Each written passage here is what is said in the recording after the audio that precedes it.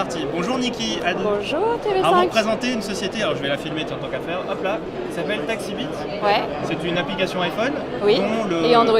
Et Android, pardon, une application pour téléphone mobile, donc, Ouais. dont l'objet est un peu intéressant parce qu'il va rendre du lien social entre son taximan et son passager, si j'ai bien compris. Est-ce que vous pouvez me l'expliquer?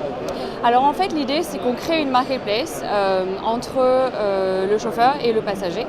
L'idée c'est que le passager peut localiser, choisir et noter son chauffeur. Donc localiser c'est archi simple, c'est une géolocalisation, vous appuyez sur une touche et le système vous géolocalisera, donc décidera lui-même où vous êtes, vous pouvez changer par exemple le numéro de la rue si la géolocalisation s'est trompée, etc. Mais ça c'est simple. Ensuite vous pouvez choisir votre chauffeur. Donc le chauffeur en fait a un profil. Et sur ce profil, il a des informations qui sont fixes. Par exemple, quel est son type de voiture, est-ce qu'il prend la carte de crédit, est-ce qu'il a un siège bébé, ce genre d'informations-là. Et il y a aussi deux informations qui sont relatives, c'est-à-dire quelle est sa note, quelle est la note qui a été attribuée au chauffeur par les passagers précédents. Qu'est-ce que les autres passagers ont pensé du chauffeur en termes de sympathie, de propreté du véhicule, enfin de l'expérience quoi, en fait. Donc, et son taux de réponse, combien de fois est-ce que le chauffeur a accepté une course de la part d'un passager, c'est-à-dire est-ce qu'il est vraiment disponible pour la communauté Taxibit ou pas. Évidemment, les passagers font un arbitrage eux-mêmes. Nous, ce qu'on dit, c'est que c'est le passager qui doit décider. Personne ne doit dispatcher un chauffeur pour un passager. C'est au passager de choisir ce qu'il veut, c'est à lui de faire un arbitrage et c'est lui qui décide de ses besoins et de ses critères. Le chauffeur, de l'autre côté, évidemment, il a envie d'être bien noté. À Paris, partout on a été, où on est implanté, mais à Paris, les chauffeurs jouent le jeu, ils adorent être notés. Quand un passager ne les note pas, ils nous appellent, ils disent mais c'est pas du jeu, etc. Donc ils ont compris que c'était un moyen de fidélisation, c'est du marketing, et puis ils ont envie, ils sont fiers de leur métier, de leur corps de métier, et ils ont envie d'améliorer le service pour les passagers. Donc ça marche pour tout le monde en fait. D'accord. Alors j'ai deux questions. Vous me parliez de différentes villes dans lesquelles le service est lancé. Moi, ça aussi, c'est ce qui m'intéressait.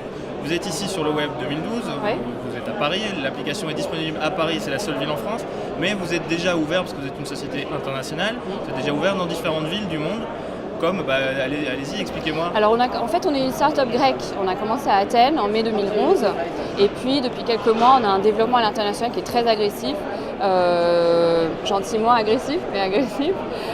Donc on a ouvert le Brésil, Sao Paulo, Rio, Bucarest en Roumanie, Oslo en Norvège et Paris depuis lundi. En fait, la raison pour laquelle on est à Le Web, c'est que c'est le meilleur endroit pour lancer sa start-up sur Paris. On est partenaire de Le Web, on est le partenaire de transport de Le Web et on est ici parce que ça donne évidemment une visibilité qu'aucun autre événement ne pouvait donner. D'accord, donc ça veut dire que partout dans le monde, à peu près, en tout cas partout en Europe, on peut retrouver le service. Ça représente, prenons un exemple comme Paris, puisque c'est lancé il y a quelques jours, ça représente combien de chauffeurs qui jouent le jeu d'avoir une application disponible et de se rendre disponible pour les utilisateurs?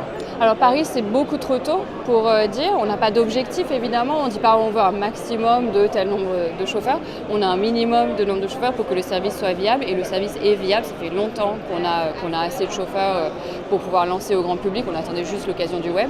À Athènes en revanche, où ça fait 1 an et demi qu'on est en opération, on a 20% de la flotte, on a 1800 chauffeurs, ce qui est énorme, ce qui est assez pour changer le marché.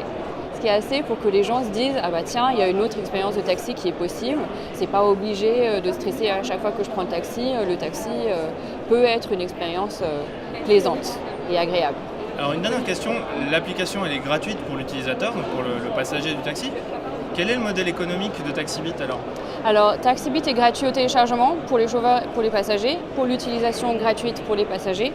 C'est le chauffeur qui paye une commission fixe très petite, quasiment symbolique en fait, sur chaque course qu'on amène à travers l'application.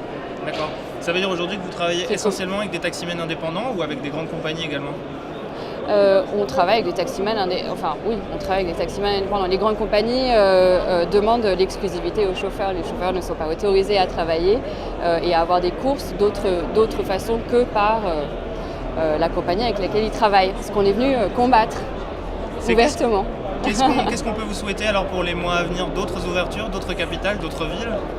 Effectivement, donc pour l'instant, on lève des fonds chez des capital risqueurs pour pouvoir continuer ce développement à l'international. Et ensuite, effectivement, dans le cas de Paris, il faut vraiment pouvoir développer Paris, asseoir notre position sur Paris. Et ensuite, il y a Lyon, Bordeaux, Marseille, Lille, etc. Et ça, c'est valable pour toutes les villes, pour tous les pays sur lesquels nous sommes implantés. Niki, merci, bonne fin de web. Merci beaucoup, merci.